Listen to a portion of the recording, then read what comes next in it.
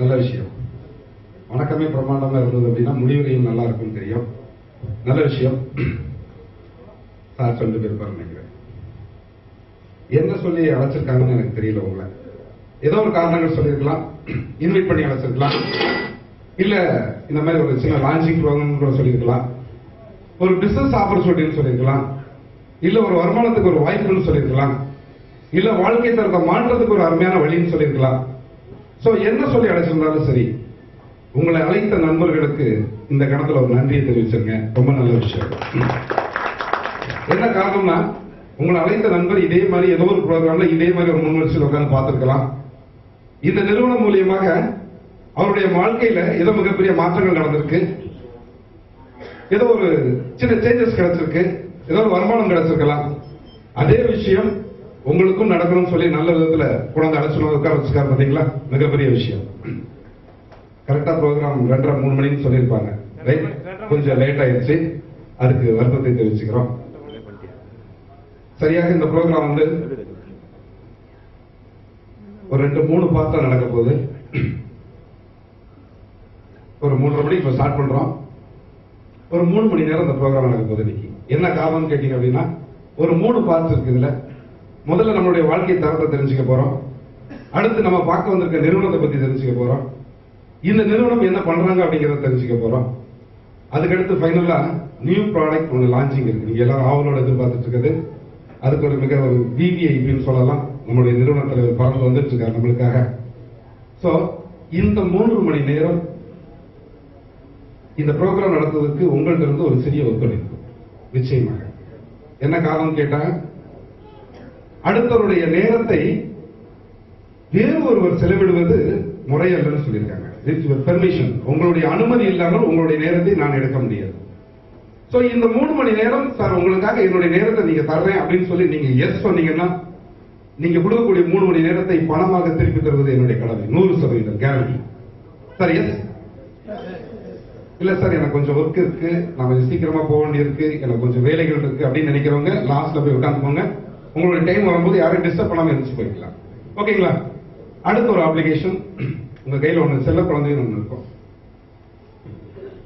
நீ நாளைக்கு வந்து நீ எப்படி இருக்கணும்னு ஆசைப்படுற, இன்னொரு 10 வருஷம் 20 வருஷம் கழிச்சு உன்னுடைய வாழ்க்கை தரம் எப்படி இருக்கணும்னு நீ நினைக்கிற அப்படின்னு கேட்டு பாருங்க. என்ன சொல்லுவாங்க? ஒரு குழந்தைகிட்ட கேட்டா சொல்லுவாங்க, பாப்பா நீ என்ன படிக்க ஆசைப்படுறன்னு கேட்டா என்ன சொல்றாங்க? டாக்டர், இன்ஜினியர் சொல்றாங்க. பெரியவங்க நம்மகிட்ட கேட்டா நம்ம என்ன சொல்லுவோம்? இன்னைக்கு நான் இப்படி இருந்தாலும் சரி, இன்னொரு 10 வருஷத்துல சொந்தமா ஒரு வீடு வாங்குவேன், கார் வாங்குவேன், அவரை மாதிரி நானும் பணக்காரனா வாழ்றேன் சொல்றாங்களா இல்லையா? எல்லாருக்குமே இந்த எண்ணங்கள் இருக்கு. இன்னொரு 2 வாரம் கழித்து யாருக்கோ ஒரு தம்பிக்கோ இல்லை அண்ணனுக்கோ தங்கச்சிக்கோ ஒரு மேரேஜ் ஃபங்க்ஷன் வருதுன்னு வைங்க. வீட்டுல திருமண நிகழ்ச்சி ஒன்று வருது. இந்த திருமணத்திற்காக நாம் வாங்கக்கூடிய சில பொருட்கள் இருக்கு. முக்கியமாக உடை எடுப்போம், இன்னொன்னு நகை வாங்குவோம். சரியா இல்லைங்களா? இது இல்லாம வீட்டுக்கு தேவையான கொஞ்சம் புதிய பொருட்கள், ஒரு ஃப்ரிட்ஜ் வாங்கலாம், வாஷிங் மிஷின் வாங்கலாம், ஒரு ஏசி வாங்கலாம். சோ எது ஒரு விஷயமான எந்த ஒரு பொருளாக இருந்தாலும் சரி, இப்ப புதிதாக நமக்கு தேவையான ஒரு ட்ரெஸ் எடுக்கிறோம், ஒரு நகை வாங்குறோம்னு வச்சுக்கோங்க. ஒரு 2 ஹஸ்பண்ட் ஒய்ஃப் 2 பேர் கிளம்பி பைக்ல போய் கடையில போய் துணி எடுக்கிறாங்க, இன்னொரு கடையில போய் நகை வாங்குறாங்க. நகையெல்லாம் காலையில போய் வாங்கிட்டு கடைக்கு போயிட்டு சாயங்காலம் எல்லாம் வாங்கிட்டு வந்துடுறாங்க. வாங்கிட்டு வீட்டுக்கு வர்றாங்க. வீட்டு வாசல்ல வண்டியை விட்டு இறங்கின உடனே இந்த வாங்கிட்டு வந்த ஒரு பை கையில இருக்குது துணிக்குடி, இன்னொரு பை நகைப்பை கையில இருக்கு. இந்த பைய அப்படியே யாருக்கும் காட்டாம அப்படியே மறைச்சு வீட்டு பேர் வச்சு பூட்டி வச்சிருவோமா, இல்ல யார்த்தையாவது காட்டுவோமா வாங்கிட்டு வந்த பொருளை?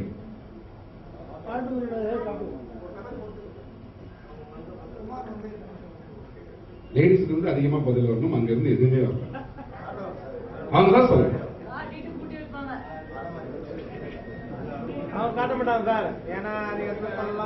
நானே சொல்லிடுறேன். ஒரு புடவை எடுத்திருக்கிறோம் அப்படின்னாலும் சரி, ஒரு நகை எடுத்திருக்கனாலும் சரி, உடனடியாக நம்ம போகக்கூடிய இடம் பக்கத்து வீடு. பக்கத்து வீட்டுல போய் நம்ம உழைச்சு காட்டுறோம், இந்த சேரியை பாருங்க அப்படின்னு சொல்லணும். சொல்லும் போது எப்படி சொல்றோம்? உலகத்திலேயே யாரும் இந்த மாதிரி சேரி எடுத்துக்க மாட்டாங்க ரீதியில நம்ம பேசுவோம்.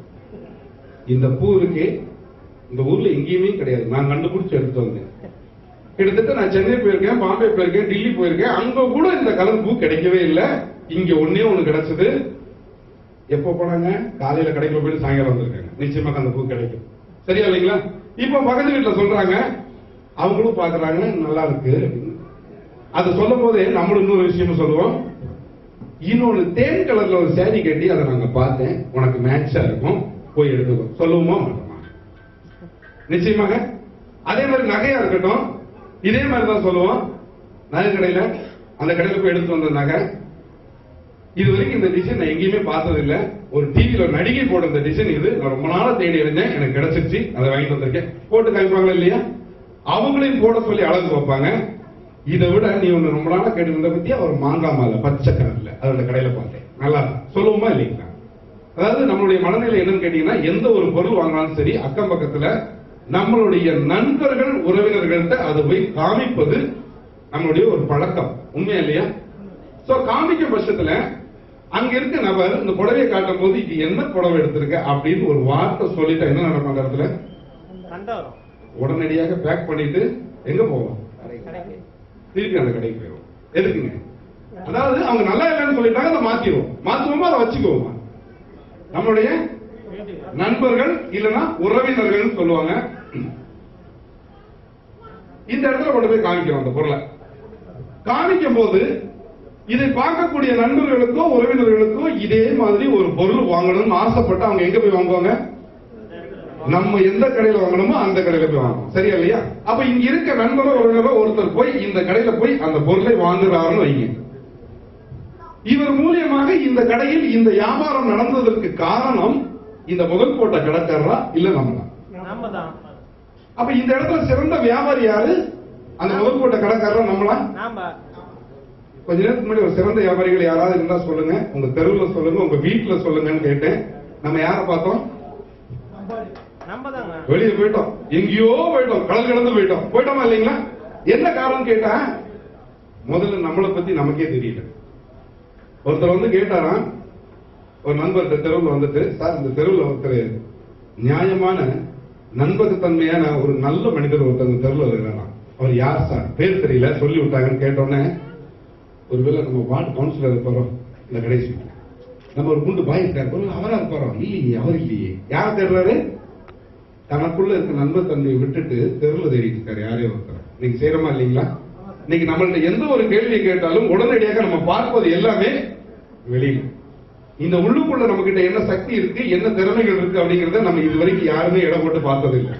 அதாவது உலகத்திலேயே சிறந்த வியாபாரிகள், சிறந்த தொழிலதிபர்கள் யாருன்னு ஒரு கேள்வி கேட்டா என்ன பதில் வந்துறீங்களா? பொதுமக்களாகிய நாம் தான் சிறந்த தொழிலதிபர்கள், சிறந்த வியாபாரிகள். அதாவது இது ஒரு சுருக்கமா சொல்லுவாங்க, பொதுமக்களாகிய நம்மளுடைய உதடுகளில் யாருடைய பெயர் அடிக்கடி உச்சரிக்கப்படுகிறதோ அவர் செல்வந்தர் அப்படின்னு சொல்லியிருக்காங்க. இது ஒரு வார்த்தை மட்டும் தெளிவா கேட்டுக்கோங்க.